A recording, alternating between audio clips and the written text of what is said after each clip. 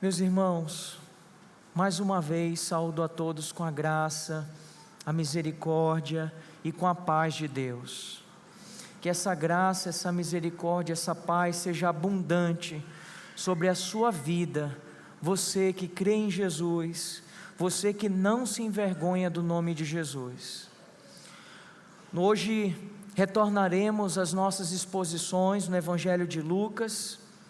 Graças a Deus tivemos um tempo maravilhoso de meditação no mês de outubro, pensando sobre cada um dos 5 solas da Reforma Protestante. Domingo passado nós encerramos com o sol lhe deu glória, glória somente a Deus. Mas nesse momento a gente precisa recobrar nossa memória e lembrar de onde nós paramos. Não sei se você se recorda, mas paramos exatamente no final do julgamento de Jesus, a última etapa, a última fase do julgamento do Senhor, o julgamento em que nós mencionamos que foi um julgamento muito mais popular, porque nessa última fase há uma clara expressão da vontade do povo. O povo gritava e repetidamente gritava: crucifica-o, crucifica-o, crucifica-o. De tal modo que, após esse julgamento, Jesus é sentenciado à morte, e ele é entregue à vontade do povo. E hoje, pela graça de Deus, nós continuaremos, agora meditando naquilo que os estudiosos vão chamar de o caminho da cruz, a via dolorosa, a via crucis, a via da cruz, a via sacra, é o caminho da cruz. Isso está no Evangelho de Lucas, capítulo de número 23, e meditaremos apenas no verso 26 até o verso 31. Lucas, capítulo 23, verso 26 até o 31. No entanto, eu peço que você acompanhe a leitura desde o verso 23, que diz assim: mas eles insistiam com grandes gritos, pedindo que fosse crucificado, e o clamor deles prevaleceu. Então Pilatos decidiu atender-lhes o pedido, soltou aquele que estava encarcerado por causa da revolta e do homicídio, a quem eles pediam, e quanto a Jesus, entregou-o à vontade deles. Foi aqui que nós paramos. E enquanto o conduziam, eles agarraram um sirineu chamado Simão, que vinha do campo, e puseram-lhe a cruz sobre os ombros, para que a levasse após Jesus. Uma grande multidão de povo seguia, e também mulheres que batiam no peito e lamentavam. Porém Jesus, voltando-se para elas, disse: filhas de Jerusalém, não chorem por mim, chorem antes por vocês mesmas e por seus filhos, porque virão dias em que se dirá: bem-aventuradas as estéreis que não geraram nem amamentaram. Nestes dias dirão aos montes: caiam em cima de nós, e às colinas cubram-nos, porque se isto é feito com a madeira verde, o que será da madeira seca? Que Deus aplique a porção de sua palavra às nossas vidas e nos traga a compreensão desse texto. Como já anunciado, irmãos, o título desse sermão é O Caminho da Cruz. O caminho da cruz. Aqui nós temos a jornada do Senhor até a cruz do Calvário, todo o percurso que é caminhado, passo a passo, marcado por dor e por sofrimento. E o que é interessante é que ao longo de todo esse percurso, que não é um percurso longo, mas é interessante que muitos acontecimentos se sucedem aqui durante esse período, e várias pessoas são marcadas e registradas por esse momento. Aqui nesse texto, por exemplo, nós temos duas testemunhas, vou dizer assim, duas testemunhas oculares da morte de Jesus. Um deles é esse homem, Simão, o Cirineu, e a outra personagem, mas entenda, um grupo de pessoas, são essas filhas de Jerusalém, são essas mulheres de Jerusalém que estavam ali, testemunhando esses eventos finais que sucedem à morte do Senhor. É importante que você entenda, meu irmão, que além disso ser um registro histórico, porque de fato esses eventos aconteceram, Lucas, ele está escrevendo inspirado por Deus. Então há sim um propósito espiritual ao registrar o evento dessas pessoas. E mais do que isso, nós veremos nessa noite que há um propósito escatológico sendo revelado aqui por Jesus. Uma pergunta que a gente pode se fazer nessa noite é: por quê? Por que registrar a história de um homem, de uma cidade distante, da cidade de Cirene, cuja vida basicamente se resume apenas a esse episódio? Por que registrar isso daqui? E talvez uma pergunta ainda mais forte, porque Lucas é o único que registra esse lamento dessas mulheres de Jerusalém. Por que que Lucas faz questão de registrar esse episódio em que mulheres em meio à multidão estão verdadeiramente sentindo, a tal ponto de bater no peito e chorar porque Jesus está morrendo? Há algo a ser aprendido por cada um de nós aqui. Há um propósito, e que Deus aplique a sua palavra, como dito, em nossas vidas e em nossos corações. O primeiro personagem nessa via sacra, nessa via dolorosa, é esse homem chamado Simão, o Cirineu. O contexto nos é dito no início do verso 26 e no início do verso 27. Enquanto o conduziam, e o verso 27, parte A, uma grande multidão de povo o seguia. Nós estamos exatamente no momento em que Jesus deixa o pretório de Pilatos, e ele está seguindo a esse monte chamado Lugar da Caveira, o Monte do Calvário, ou Gólgota, e ali Jesus haveria de ser crucificado. A distância, irmãos, não era longa, era um caminho até relativamente curto. No entanto, era necessário que Jesus fosse crucificado nesse lugar. Conforme os costumes, conforme as orientações da lei, ele não poderia ser crucificado dentre os muros de Jerusalém. A cidade ela era completamente cercada de muros. Então havia necessidade de que a execução dessa pena fosse de fato aplicada para além dos muros de Jerusalém. E Jesus então carrega a sua cruz, a sua própria cruz. Como todo condenado, ele tinha a missão de carregar até o lugar de sua execução. Mas o que é muito marcante, embora seja um breve percurso, ele é recheado de histórias, de relatos, de pessoas que foram marcadas pela vida do Senhor, ainda que em seus últimos momentos de vida. Esse homem, chamado Simão, como diz o texto, ele era de uma cidade distante, diz o nome, Cirineu, da cidade de Cirene. Essa cidade, irmãos, é localizada na Líbia, no norte da África. Fazendo uma comparação, e eu fiz isso, é como se nós estivéssemos em linha reta, saindo de Manaus, indo até Fortaleza. Só que naquela época não tinha avião.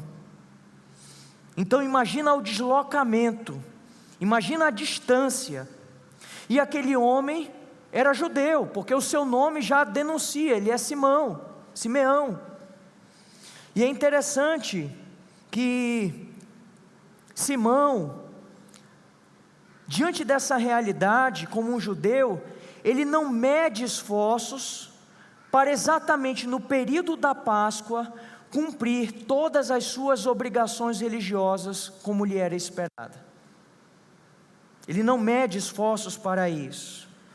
Mas voltando exatamente a esse momento, quando nós olhamos para João capítulo 19, nós vemos que o Senhor, ele sai, quando ele recebe a sentença de morte, ele sai daquele lugar e ele sai carregando a sua própria cruz. É importante a gente registrar essa verdade. João capítulo 19, verso 16 e 17, diz assim: então Pilatos entregou Jesus para ser crucificado e eles o levaram. Jesus, olha como João registra, carregando ele mesmo a sua cruz, saiu para o lugar chamado Calvário, Gólgota em hebraico. Então Jesus, imagine a cena, ele sai daquele lugar carregando a sua cruz. No entanto, num determinado momento do caminho, ele já não consegue suportar o peso daquela cruz.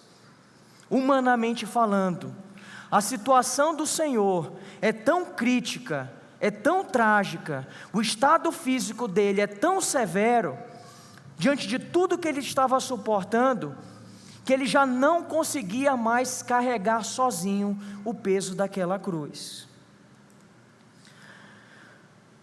Como um criminoso, ele está sendo conduzido pela guarda romana. Nós temos ali soldados romanos inquietos, chicoteando o nosso Senhor. Nós temos ali também nessa cena, os religiosos, que a uma certa distância, estavam com os seus olhares acompanhando cada passo, até a morte de Jesus. E em meio a tudo isso, irmãos, como diz o verso de número 27, temos uma grande multidão do povo que seguia. Parece como em nossos dias, né? Quando acontece alguma tragédia na rua, todo mundo vai para a rua para ver a desgraça do que está acontecendo. Não é assim? É uma perversa curiosidade. Não é uma disposição de ajudar, não é uma sensibilidade com o que está acontecendo, mas é tão somente curiosidade. E as pessoas são movidas dessa maneira. Uma grande multidão acompanhava, como um cortejo. Só que era o Filho de Deus sendo sacrificado, sendo morto na cruz do Calvário. E em meio a toda essa massa, em meio a toda essa multidão curiosa, algumas pessoas são distinguidas aqui por Lucas. E o primeiro deles é Simão, mas não Simão Pedro. Estranho, né? Por quê? Porque se você abrir Lucas 22, só voltar um capítulo, Lucas 22, verso 33, olha o que diz aí na sua Bíblia, palavras de Pedro, Simão Pedro, porém Pedro respondeu, estou pronto para ir com o Senhor, tanto para a prisão como para a morte. Pergunta, cadê Pedro? Ou melhor dizendo, cadê todos os discípulos? Cadê todos aqueles que seguiam Jesus? Quem estava lá? Um outro Simão, um sirineu. Um sirineu, não Simão Pedro. Um Simão que era estrangeiro, desconhecido, que tinha acabado de chegar na cidade vindo do campo. Muito provavelmente esse homem estava completamente alheio aos acontecimentos. Muito provavelmente esse homem nunca teve contato com Jesus, não sabia quem era Jesus, ele era um estrangeiro. E ele chega na cidade vindo do campo, e imediatamente ele é abordado pela guarda romana. Uma pessoa que vivia a quilômetros de distância, que veio tão somente para cumprir a sua obrigação religiosa. Ele era um judeu, e cabe até dizer, piedoso, viu? Porque veio de uma longa distância, para cumprir as festividades de Páscoa, e ele se depara com essa situação.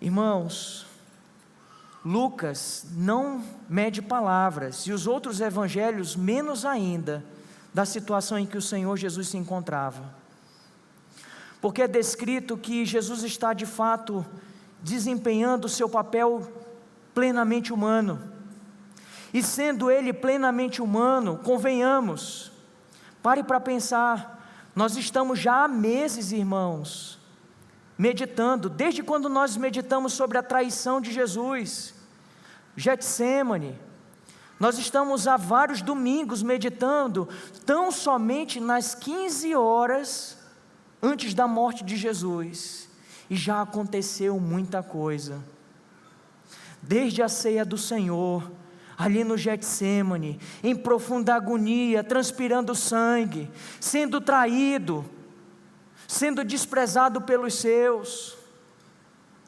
sendo zombado, sendo chicoteado, sendo alvo de blasfêmia, sendo até mesmo cuspido, nós já vimos isso, suportando todo tipo de vergonha, de zombaria, de açoites, e Jesus sendo de fato plenamente humano, em sua natureza humana, ele já se encontrava em um estado de fadiga, de cansaço, de fraqueza, seu corpo estava retalhado, irmãos. Não queira saber, dá um Google, veja lá os instrumentos de açoites romanos da época do Império Romano, e você vai ter uma noção. Jesus foi o único que passou por isso, dos outros dois que foram crucificados, ele foi duramente castigado, porque até então se esperava que ele seria liberto com castigo, mas não foi. E exatamente essa situação, e diante disso, carregando aquele peso, tomando sobre si a cruz, que na verdade é a nossa, chega um momento do caminho que o Senhor, Ele começa a caminhar devagar, Ele começa a tardar, e isso gera inquietação nos soldados, e essa inquietação gera alvoroço na multidão. Estava atrasando o momento da crucificação, era necessário tomar alguma medida, e é exatamente isso que Lucas registra aqui. Enquanto o conduziam, ele estava sendo conduzido, como um bandido sendo conduzido. Enquanto o conduziam, aqui é uma linguagem jurídica mesmo, eles agarraram um cireneu chamado Simão, que vinha do campo, e puseram-lhe a cruz sobre os ombros, para que a levasse após Jesus. Após Jesus. Em outras palavras, aqueles soldados, eles possuíam a autoridade do império para determinar ordens a um civil qualquer. Eles escolhem aleatoriamente da multidão um homem, e decidem, no exercício desse poder, coagir, forçar, constranger, obrigar, você agora vai carregar juntamente com ele essa cruz. E Simão, talvez resistente, talvez apreensivo, porque ele estava ali no meio da multidão, ele é uma pessoa que veio tão somente para cumprir o seu rito religioso, e como costume de Páscoa, muito provavelmente ele estava vestido de um quitel. O que é isso? É uma túnica branca, uma túnica de linho, preparado para a Páscoa, uma túnica que talvez seria manchada pelo sangue de um animal, mas que agora, essa túnica branquíssima, agora ela está sendo manchada pelo sangue do Cordeiro de Deus, pelo sangue do próprio Cristo.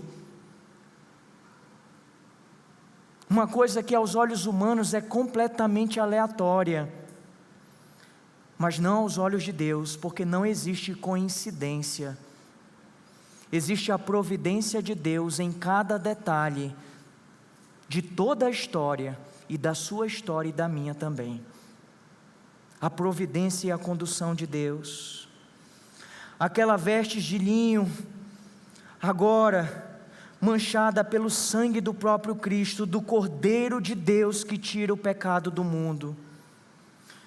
E é muito lindo como Lucas registra isso, porque parece que a ênfase aqui está de fato nisso que essa imagem representa. Ele está carregando a cruz, levando após Jesus. É Jesus indo à frente e Simão logo atrás carregando. Irmãos, aqui há especulações de como seria isso. Uns vão dizer que é ele tomando a cruz e Jesus andando apenas, outro é um do lado do outro, ele carregando Jesus. Mas uma imagem bem interessante talvez seja de fato o Senhor tomando a cruz, e aquela cruz sendo arrastada com o seu pé pelas vielas de Jerusalém, e ele já sem conseguir carregar e nem suportar o seu peso. Os soldados talvez o erguem e diz: ajuda-o, toma essa cruz, e ele pega a ponta da cruz, Jesus à frente e ele atrás, Jesus à frente e ele atrás do Senhor, seguindo o Senhor. É uma imagem muito bonita, muito bela. Jesus à frente e Simão logo atrás, dividindo provavelmente o peso daquela cruz. Mas por que esse homem? Por que registrar esse breve encontro? Um homem aleatoriamente escolhido pelos soldados, no entanto, soberanamente escolhido por Deus, em meio a uma multidão de homens. É exatamente assim que Deus opera em nossos dias.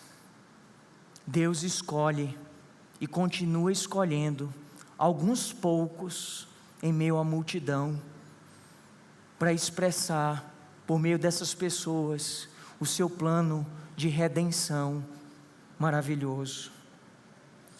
Ele não pediu para fazer aquilo, aquela madeira provavelmente o feriu também, mas ele seguiu caminhando os passos de Jesus, seguindo os passos de Jesus, e aquilo que talvez à primeira vista para ele era símbolo de vergonha. Por quê? Porque a cruz era sinônimo de maldição. Jesus, a rigor, era um condenado, um criminoso, e ele estava preparado com vestes limpas, e agora ele teria que se sujar, ele teria que se humilhar, ele teria que tomar o símbolo de vergonha sobre as suas costas, e ele não tinha escolha, porque veio uma ordem do alto dizendo: você carregue.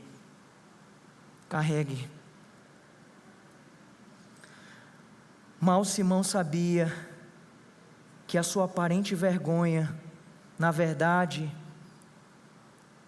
era a maior de todas as honras. Uma honra que apenas ele teve o privilégio de receber, de carregar, juntamente com o Filho de Deus, a sua cruz, de ajudar o Senhor, enquanto ele carregava a cruz. Irmãos, sem dúvida, a vida de Simão nunca mais foi a mesma, assim como as nossas vidas, elas não continuam sendo as mesmas, quando a gente tem um encontro verdadeiro e real com Cristo. A nossa vida é transformada, impactada. Ao chegar ao Calvário, aquele homem pôde testemunhar tudo o que aconteceu ali. Ele tinha um plano, só que os planos de Deus eram maiores. Era da vontade de Deus que ele seguisse até o Calvário, e aquele homem testemunhou não somente o comportamento de Jesus, mas também cada palavra de Jesus, como por exemplo, quando Jesus ora ao Pai dizendo: Pai, perdoa-lhes, porque eles não sabem o que fazem. Quem é esse homem? O que esse homem está dizendo?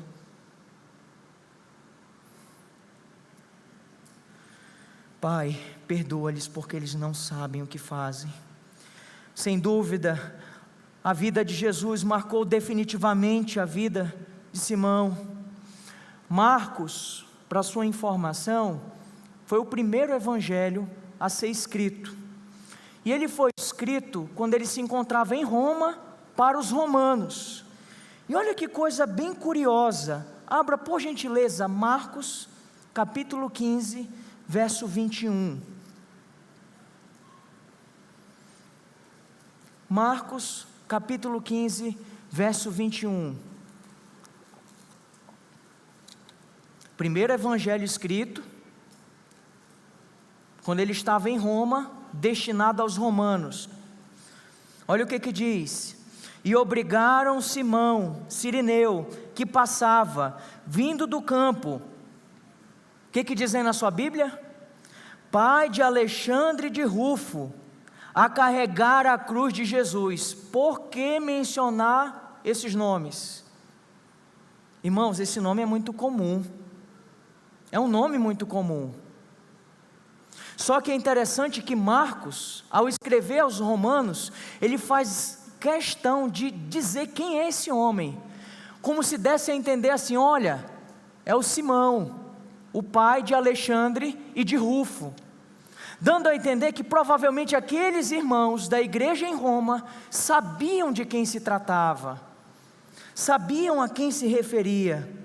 Ora, haviam muitos Simãos, mas esse aqui, irmãos, eu acho que vocês conhecem, é o pai de Alexandre e de Rufo. E aí quando você pega a carta aos Romanos, que curiosamente foi escrita antes do evangelho de Marcos, primeiro evangelho escrito, carta aos Romanos foi escrita antes do evangelho de Marcos. Olha o que diz em Romanos capítulo 16, verso de número 13.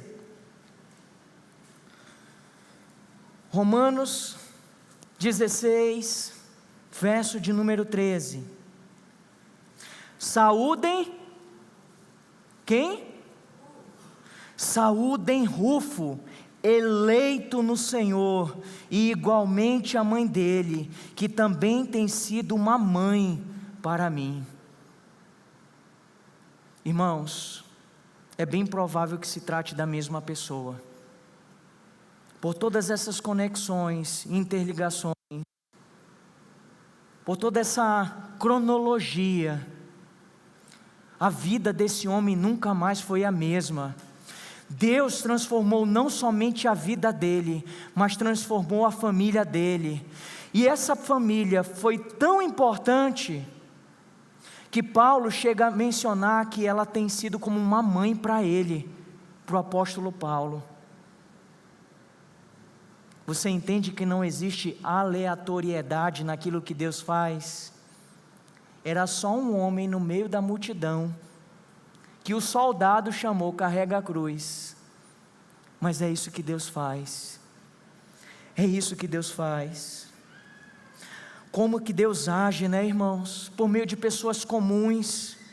Quantas vezes nós não nos sentimos como Simão, enfrentando dificuldades, às vezes carregando um peso que a gente nem pediu para carregar, às vezes passando por coisas na nossa vida, enfrentando coisas que ninguém procurou, mas Deus parece que nos coloca em certas circunstâncias, em certos lugares, com determinadas pessoas, mas nada é em vão, nada é em vão. E para que você se surpreenda ainda mais, abra por gentileza Atos, capítulo de número 11,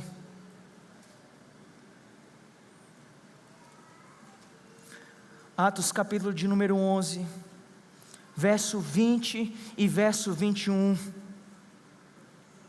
Qual é a cidade desse Simão? A cidade dele é Cirene. Ele é um sirineu. E é exatamente de Cirene que são enviados missionários para Antioquia. E é exatamente em Antioquia que surge uma igreja. E é exatamente essa igreja que envia o apóstolo Paulo. E é por meio do apóstolo Paulo que o mundo é evangelizado. Olha o que diz Atos capítulo de número 11, verso 20 e 21. Alguns deles, porém, que eram de Chipre e de Cirene, e que foram até Antioquia, falavam também aos gregos, anunciando-lhes o evangelho do Senhor Jesus. A mão do Senhor estava com eles, e muitos crendo se converteram ao Senhor. Não sei, pela providência de Deus, mas fato é que haviam cristãos ali em Cirene, que foram enviados para Antioquia, e ali se plantou uma igreja, e essa igreja que enviou o apóstolo Paulo.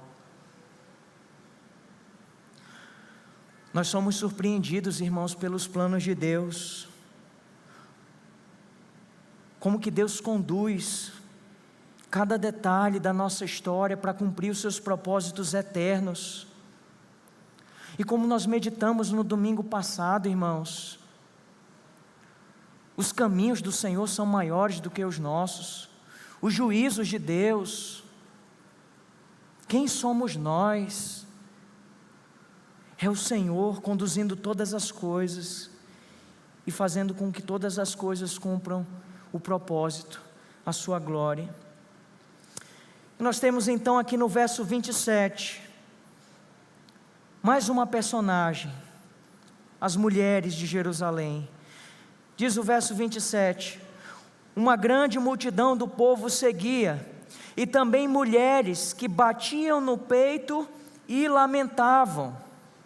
Diante de toda uma multidão, mais um destaque, feito por Lucas.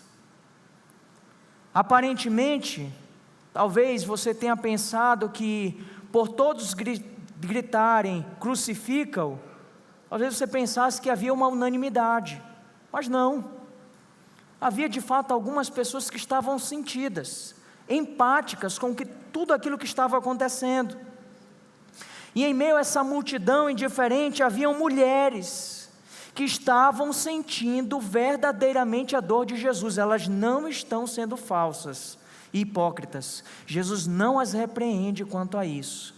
Elas de fato estão chorando. A imagem é até bem forte, elas estão batendo no peito e copiosamente chorando, pranteando por causa de tudo que está acontecendo, movidas e comovidas de sincera compaixão, mas não eram discípulas do Senhor, elas não eram apoiadoras de seu ministério, não eram suas seguidoras, eram apenas filhas de Jerusalém, mas sensíveis, muito sensíveis. E o verso 28 continua dizendo, porém Jesus, voltando-se para elas, disse, filhas de Jerusalém, não chorem por mim, chorem antes por vocês mesmas e por seus filhos. Não chorem por mim, chorem por vocês e por seus filhos. Você sabe o que significa a palavra autocomiseração? São pessoas que têm compaixão de si mesmo. Autopiedade é gente que tem pena de si mesmo. São pessoas que vivem no coitadismo, ou talvez numa palavra mais atual, vitimismo. É gente que sempre está se vitimizando em meio a tudo.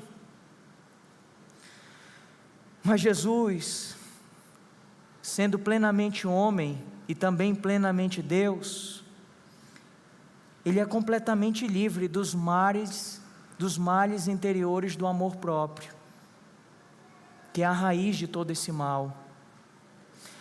E diante do choro, por sua pessoa, Jesus ele não olha mais para si mesmo e diz: é verdade, chorem por mim, chorem por mim.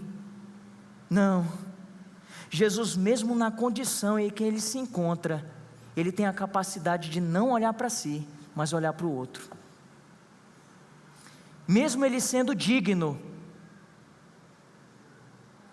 de reconhecimento de tudo que ele está passando, ele não olha para dentro de si, mas ele olha para o outro e diz assim: não chorem por mim, chorem por vocês e chorem por seus filhos. Nada mais aqui, irmãos, do que uma expressão de um desejo sincero, de que aquelas pessoas se arrependessem, de fato fossem salvas. Não chorem por mim, mas chorem por vocês e por seus filhos.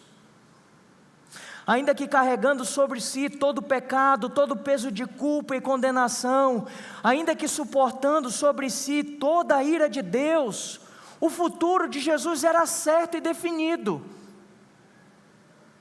Era cumprir a vontade do Pai. E ele estava deliberadamente cumprindo a vontade de Deus. Ele não estava sendo levado forçado. Era ele, foi ele. Ele já anunciou isso há muito tempo. Ele está cumprindo. Não chorem por mim, chorem por vocês.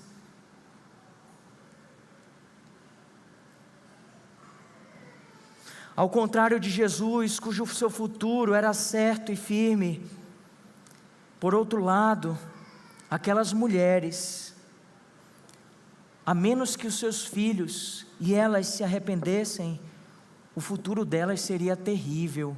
E é isso que Jesus está falando. Porque o que lhes aguardava era o juízo.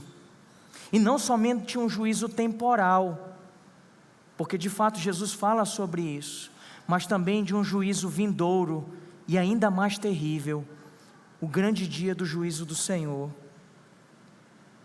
É como se Jesus, irmãos, estivesse falando para essas mulheres o verdadeiro motivo do choro, uma razão legítima que deve nos levar a chorar. E sabe quais são? Eu e você deveríamos chorar pelos nossos pecados. Eu e você deveríamos chorar diante da realidade do juízo de Deus e da dureza do coração do homem. Isso deveria nos levar a chorar e prantear.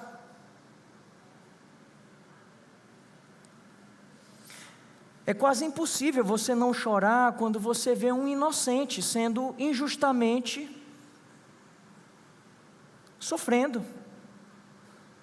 As pessoas se sensibilizam, elas assistem filmes sobre isso e elas se sensibilizam. Se você assistiu o filme do Mel Gibson, A Paixão de Cristo, é quase que impossível você não chorar naquele filme, porque você se sensibiliza com o sofrimento físico de Jesus. Você consegue imaginar de forma muito crua o que Jesus passou. Mas o que Jesus está dizendo é: não chorem por isso, porque o que está acontecendo é só o cumprimento da vontade do Pai. Chorem por causa do pecado de vocês e da condição de vocês diante de Deus.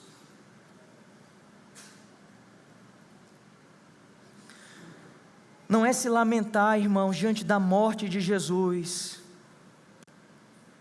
ou se sensibilizar diante da morte de Jesus. Tem muitas pessoas que choram, vêm para a igreja e também choram, e não há problema de chorar, não há problema de chorar. As emoções, elas expressam aquilo que está no nosso interior, mas por vezes não passa de mero sentimentalismo superficial, porque essas pessoas não estão chorando por aquilo que elas deveriam chorar. Elas não estão tendo ódio suficiente dos seus pecados.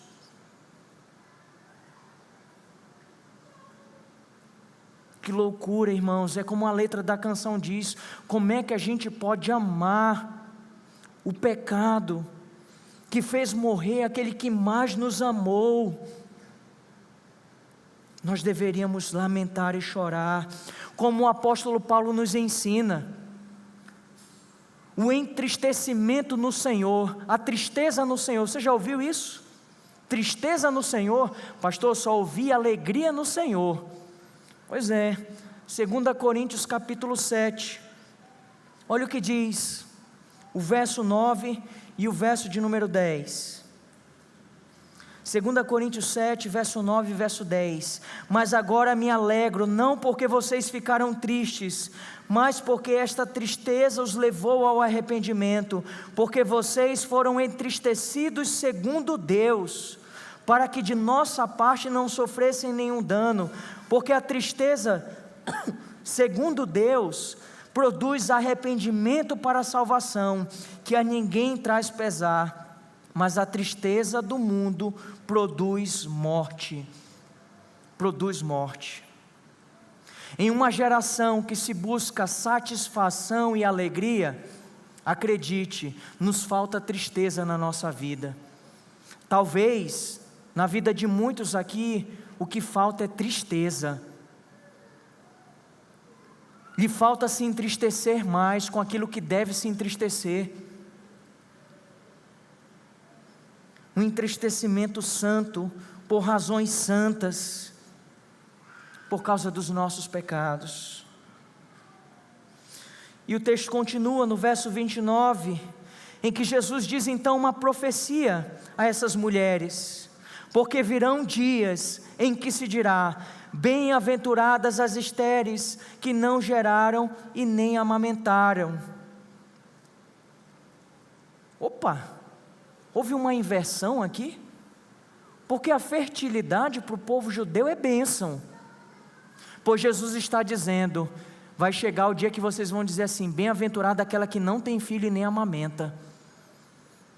Sabe por quê? Porque é terrível o juízo que lhes aguarda.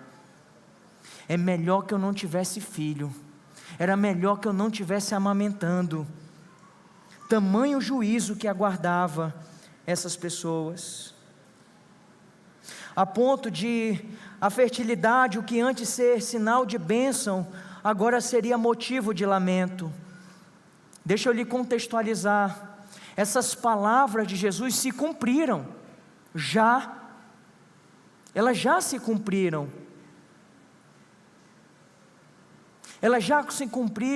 em sentido de uma sombra, de um sinal do juízo que haveria de vir, no ano de número 70,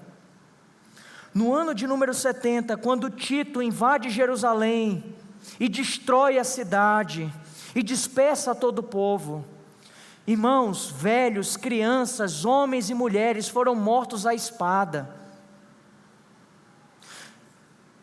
Pesquise, há um historiador chamado Joséfo, ele registra alguns fatos desse momento. Ele diz que foi uma coisa tão trágica, que sem dúvida as mulheres e as crianças e os seus filhos foram os que mais sofreram. No período do cerco, da invasão do Império Romano, da guarda romana, a coisa foi tão severa, que eles passaram por uma fome tal,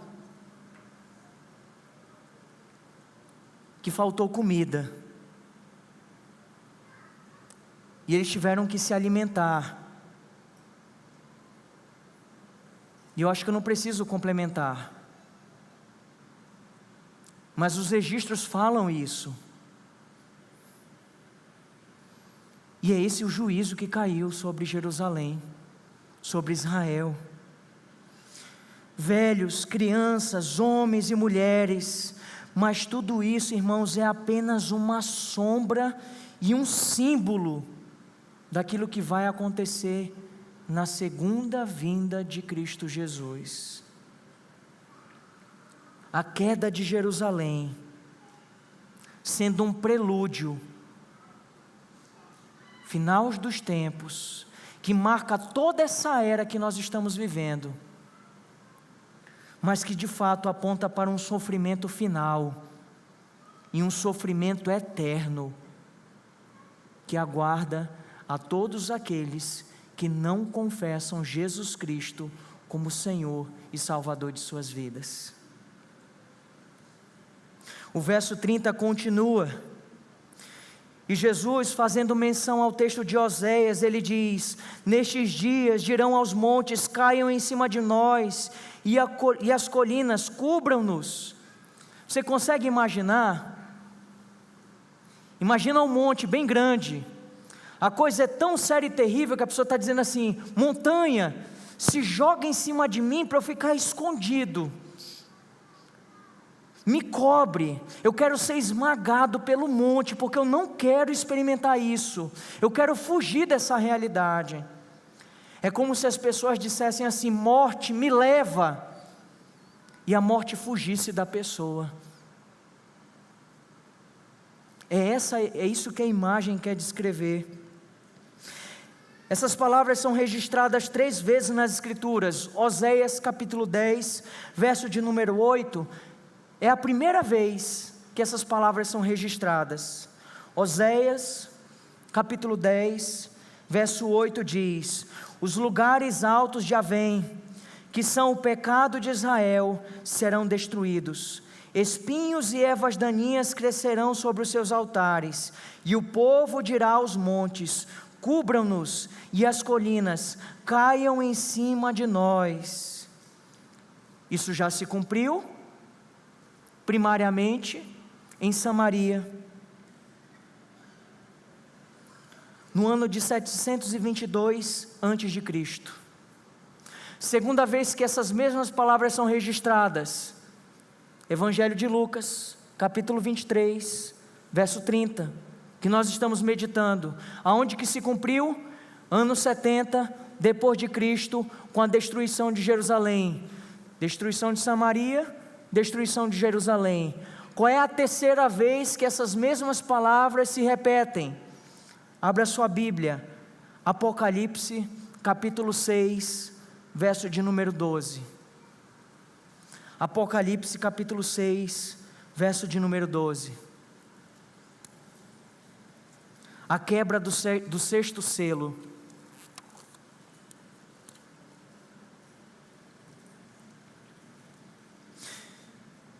Diz o texto sagrado, Apocalipse 6,12: vi quando o Cordeiro quebrou o 6º selo, houve um grande terremoto, o sol se tornou negro como pano de saco feito de crina, a lua ficou toda vermelha como sangue, as estrelas do céu caíram sobre a terra, como a figueira deixa cair os seus figos verdes quando sacudida por um vento forte. E o céu recolheu-se como um pergaminho quando se enrola. Então todos os montes e as ilhas foram movidas do seu lugar. Os reis da terra, os grandes, os comandantes, os ricos, os poderosos, e todo escravo e todo livre, se esconderam nas cavernas e nos penhascos dos montes, e disseram aos montes e aos rochedos: caiam sobre nós e nos escondam da face daquele que está sentado no trono e da ira do Cordeiro, porque chegou o grande dia da ira deles, e quem poderá subsistir? É o cumprimento final, completo dessa profecia. A terceira menção se refere ao dia da ira do Cordeiro, o grande para os crentes e terrível para os descrentes, dia do Senhor, dia do juízo de Deus. E é diante disso que o Senhor conclui com uma palavra de advertência no verso 31, porque se isto é feito com a madeira verde, o que será da madeira seca? Se isso é feito com a madeira verde, o que será da madeira seca? Deixa eu lhe dizer algo muito sério, principalmente a você que está nos visitando aqui nessa noite. Deus é amor. De fato, Deus é amor. No entanto, o amor de Deus não suprime a sua justiça. Saiba disso. Deus não vai ter o culpado como inocente.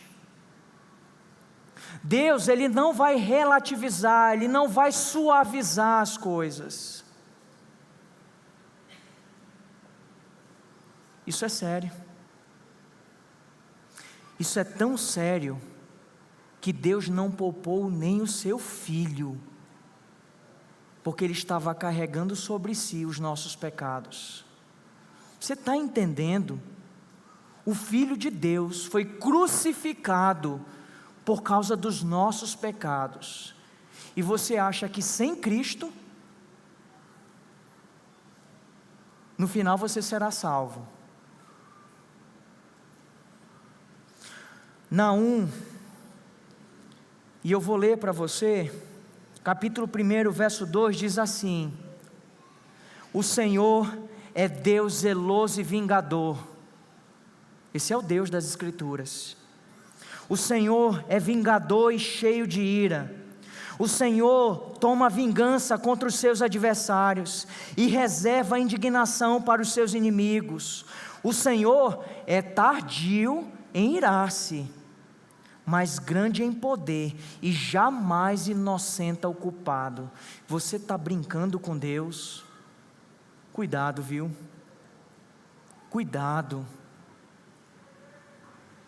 O Senhor tem o seu caminho na tormenta e na tempestade, e as nuvens são a poeira dos seus pés. Repreende o mar e ele seca, faz com que todos os rios fiquem secos. Bazã e o Carmelo desfalecem, e as flores do Líbano murcham. Os montes tremem diante dele, e as colinas se derretem. A terra se levanta diante dele, sim, o mundo e todos os seus moradores. Quem pode suportar a sua indignação? E quem subsistirá diante do furor da sua ira? A sua cólera se derrama como fogo, e as rochas são por ele demolidas. O Senhor é bom, é fortaleza no dia da angústia, e conhece os que nele se refugiam. Mas com inundação transbordante acabará de uma vez com o lugar dessa cidade. Com trevas o Senhor perseguirá os seus inimigos. Esse é Deus. Eu quero te apresentar o Senhor, se você não o conhecia. Esse é o Deus das Escrituras. E talvez você diga assim: não, pastor, mas esse é o Deus do Antigo Testamento, do Novo mudou. Então você está numa heresia, porque Deus não muda, Ele é o mesmo Deus. E se você olha para a cruz e enxerga apenas amor, eu quero dizer, a cruz também é símbolo da justiça de Deus. Ele exerce a sua justiça. Ele exerce a sua justiça. Conhece João 3,16? O que diz João 3,16?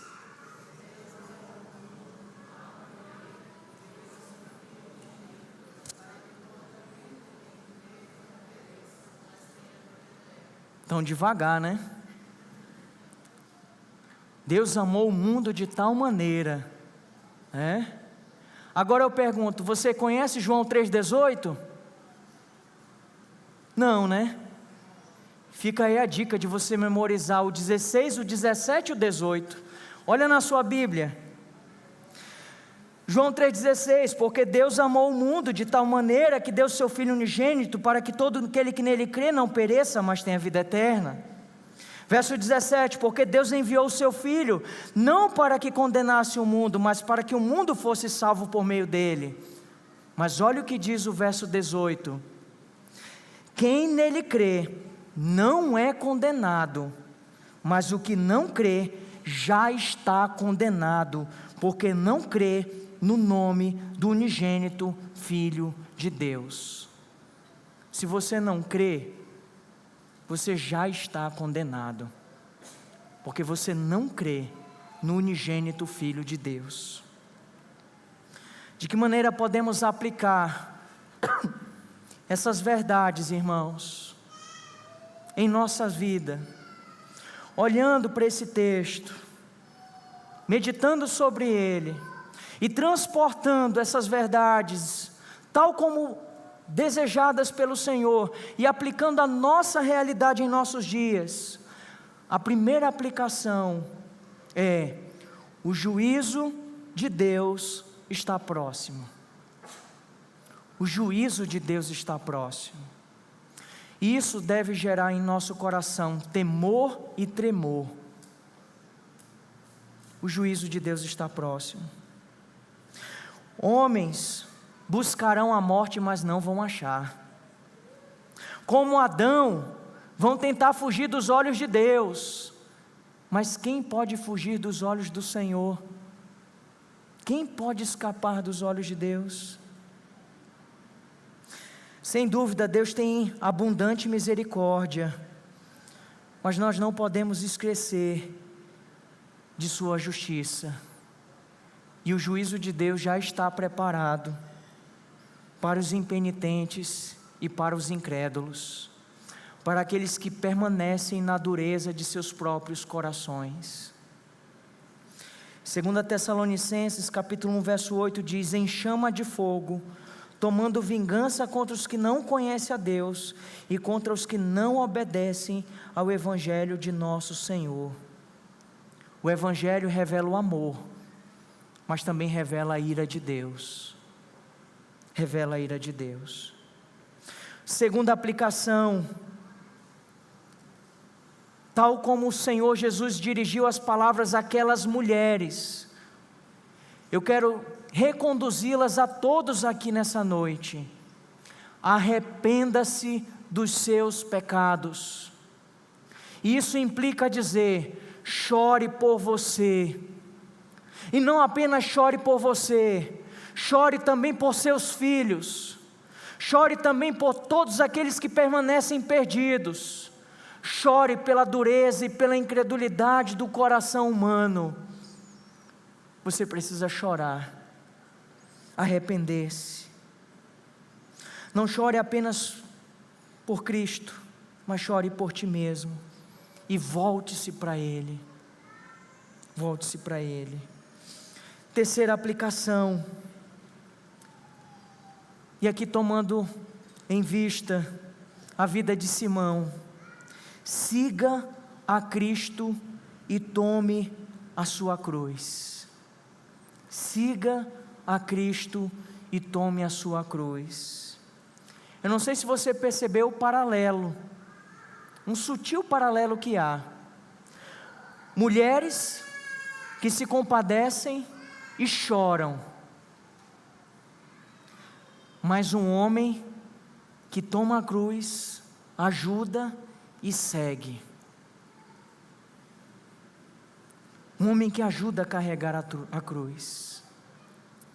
Com isso nós poderíamos pensar aqui, irmãos, que não basta apenas lamentar, sentir, até mesmo ao ponto de chorar, mas sabe o que você precisa fazer? Tomar a sua cruz e seguir a Jesus. Você que é um escolhido de Deus, tome a sua cruz e siga o Senhor. Como diz Lucas 9:22, é necessário que o Filho do Homem sofra muitas coisas, seja rejeitado pelos anciãos, pelos principais sacerdotes, pelos escribas, seja morto e no terceiro dia ressuscite. Aí Jesus se volta para todos e diz: se alguém quer vir após mim, negue-se a si mesmo, tome a sua cruz e siga-me. Quem quiser vir após mim, negue-se a si mesmo, tome a sua cruz e siga-me. Pois quem quiser ganhar a sua vida, vai perder. Mas quem perder a sua vida, por amor de mim, esse a encontrará. De que adianta uma pessoa ganhar o mundo inteiro, e perder a sua alma? De que adianta? Pois quem se envergonhar de mim, das minhas palavras, dele se envergonhará o Filho do Homem, quando vier na sua glória e na glória do Pai e dos santos anjos. Que Deus nos abençoe, que Deus aplique a sua palavra em nossas vidas.